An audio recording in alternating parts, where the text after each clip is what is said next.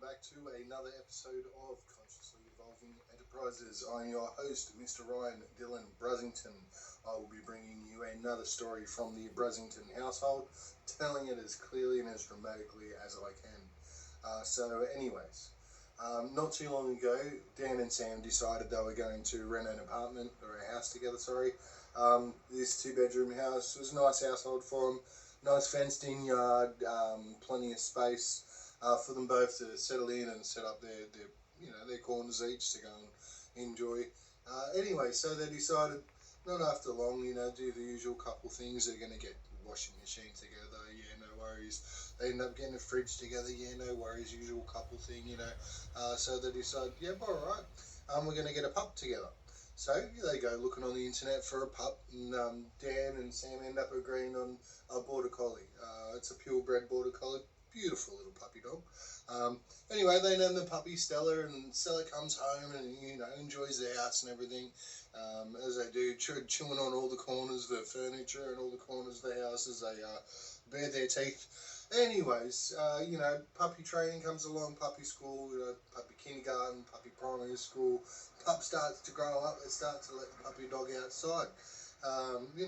As puppies do, puppies start to dig holes.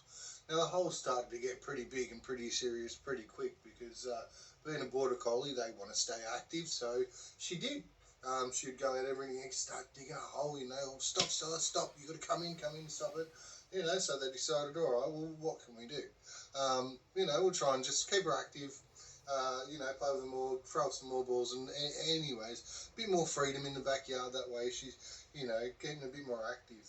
But long before not, she's dug a hole and, she found a random item. One item out was, a shell. She brought that up.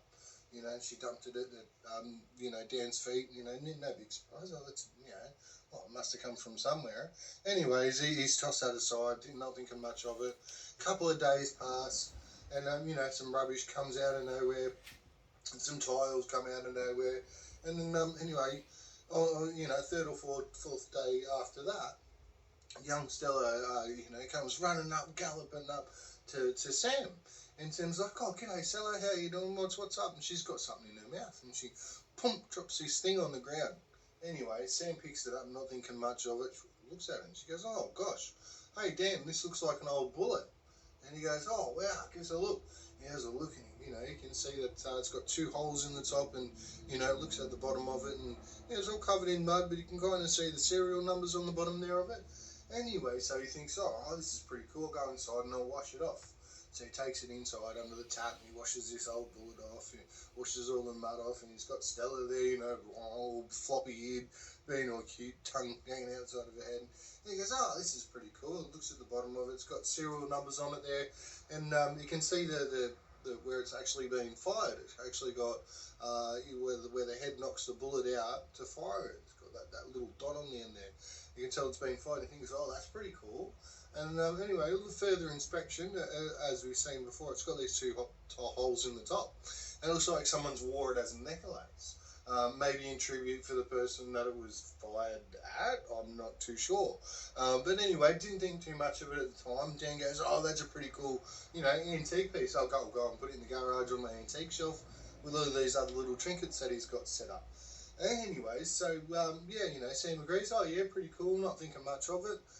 Goes and puts a bit of bullet on his antique shelf, and, Stella's all proud of herself, and, not thinking much of it. A couple of days pass. Anyways, both Sam and Dan started to argue over these next couple of days, and things started to get pretty heated between them, arguing like they've never had before, and Dan was getting a lot more stressed out and angry than what he'd ever had before. So, Sam's getting quite worried. She's thinking, what is going on? He doesn't act like this. This isn't Dan, he just doesn't get that stressed out. He likes to talk things out kind of thing.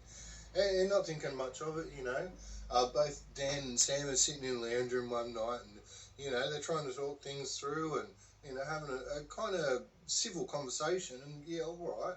And take a deep breath. All right, we're going to go out to the garage and smoke a cigarette. Anyway, both Sam and Dan come out to the garage and they're smoking a cigarette, and things are quiet for a moment. And then Dan starts to get all hot in the ears and flustered in the face, and starts to get like pacing back and forth. And Sam's thinking, "Oh, what's going on here?"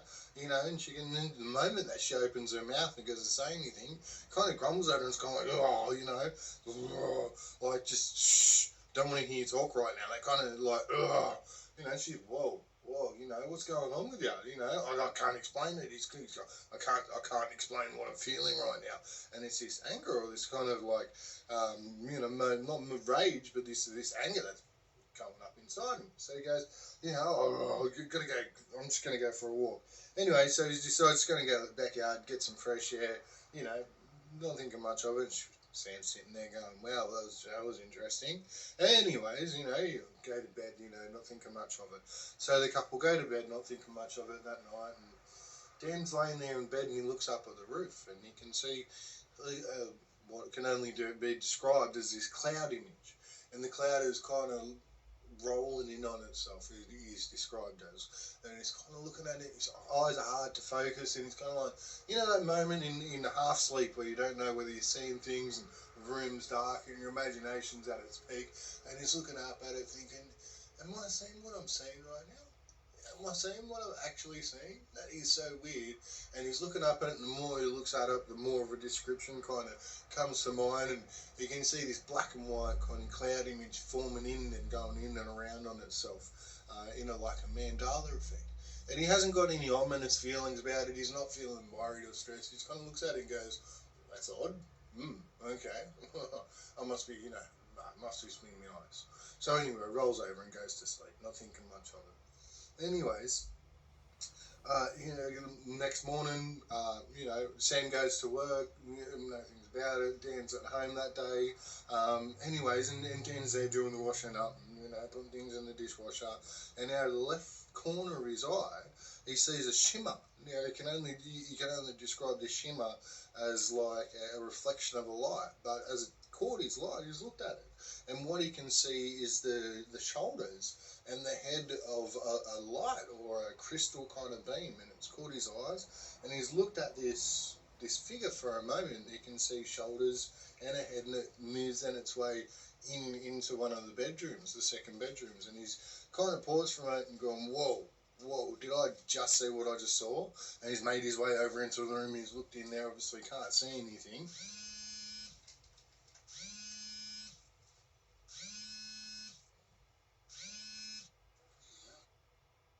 So he's seen this apparition. He's gone running over to it. Running over to the room anyway, and he looks in the room and he can't see anything there, and he's in disbelief. He's going, "I can't believe I just seen that." And he says to himself, "If there is something here, you've got to get out." So he says it in his voice. He says it out loud. He says, "Get out, whatever you are, whoever you are, you don't belong here. Get out now." And that is shaking. He's shaking. He's just seen an apparition. He's thinking, "I just really seen something." Anyway, so he's back his way out of the room, and he continues to say, "You're not welcome here. If you are here, you're not welcome. You're not welcome here. You don't belong here." Anyway, so, shivers up and down his spine. He's just a bit shaken up. And at this point, he's thinking, do I tell Sam what I've seen? There's been a couple of things now. So anyway, he waits for her to get home from work, and he says, "Look, Sam, I've got to tell you, like in the last couple of days, I've, had a few experiences." Anyway, and she's, "What do you mean?" Anyways, and he goes, "Well, first of all, I've seen this cloud above the bed." And she stopped, she paused, she looks at him, and she goes, "Are you serious, bub? Are you serious?" And he goes, "Yeah, I am. Like I've seen it." And she goes, "Well, I've seen something similar." And she goes to describe it, and he goes, "Hold on a sec." And he draws this cloud on a piece of paper, and and he describes how it was turning in on itself, and it looked like a mandala, etc. Anyways, and she looks at this piece of paper and, starts tearing it up, and she says it's exactly what it looked like.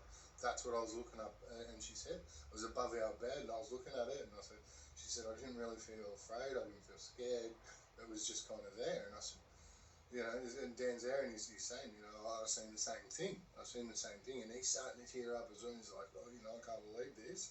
I've got something supernatural is actually happening in our house right now.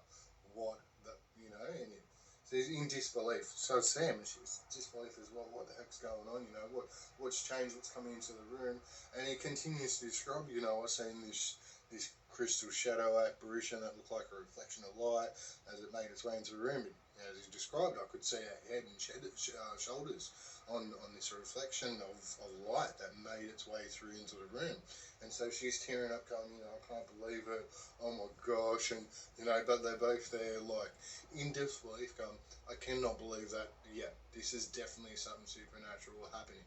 And anyways, they both discuss in between them, what's changed, what's come into the house, or, what's the new thing, like, and they start thinking they're rattling, and, we haven't brought anything in the market, we haven't brought anything home, and so anyways, the couple kind of like, a bit disturbed, go to bed that night, looking around the room, nothing really, nothing out of the ominous, and anyway, Dan's laying there in bed, and it's just drifting off to sleep, and then boom, his heart starts pounding, boom, boom, boom, boom, and she's thinking, oh, what is that?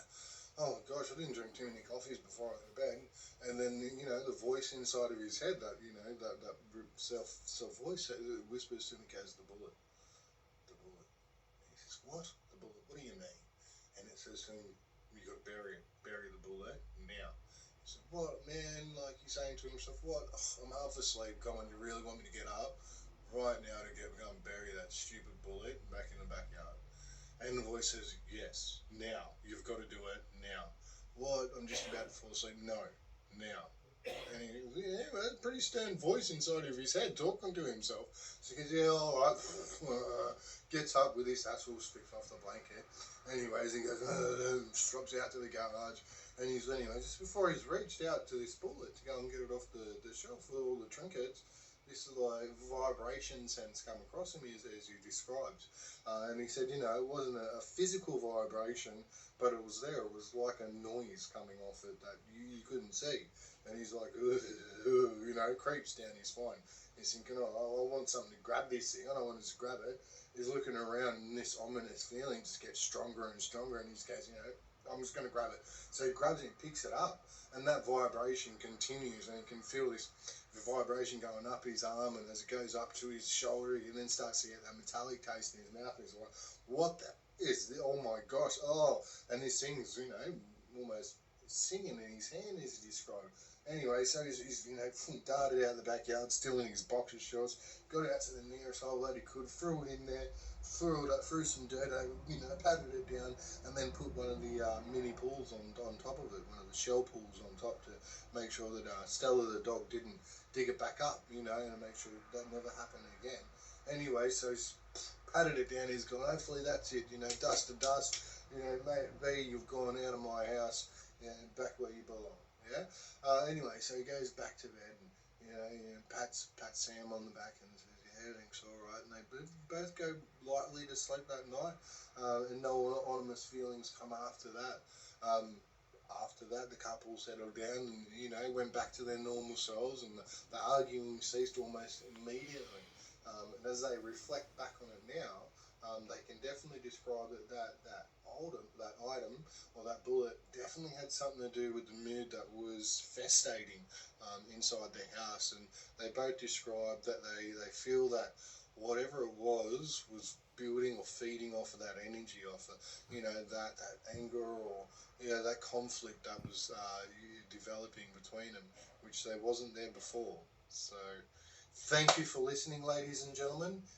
It has been a pleasure, even though we had a little brief distraction or stop between. I hope the story flowed and you enjoyed it. Let me know in the comments or descriptions, whatever it might be. Thank you.